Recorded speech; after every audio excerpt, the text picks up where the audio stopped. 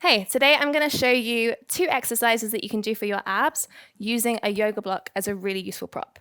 So the first one that I'll show you is a tuck crunch. You're going to roll onto your back and bring both knees into your chest and give them a really, really tight squeeze. You're basically just seeing how tightly you can get your thighs to compress onto your torso. Once you've got that, take your block and take it overhead, right? You're going to think of trying to press out through the shoulders so your arms go longer, and then take a really, really big reach. See if you can get the block all the way around the feet to touch your bum, and then reverse it and pull back over. You reach, your nose is trying to come in between your knees, tap your block to your bum, and bring it back over. If that's easy, see if you can wrap your fingers a little bit more tightly around the block and get it over, okay? You're forcing as much hip compression as possible, yeah?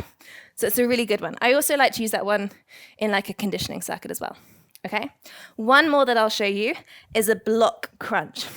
This one honestly sets your abs on fire. You're gonna bring your left knee into your chest and your right leg is long. And then you're gonna place the block between your knee and you're gonna sandwich it there with your forehead. If it's really easy for you to get that distance, make it shorter, go for medium length, knee, forehead, or you can even go shortest length, okay? Whichever one you want to go with, you're gonna try and kind of crush the block as hard as possible for about 20 seconds. And if you want to advance it further, hover the other heel and honestly, just feel your abs light up and then go the other side. It's a really good one. Enjoy.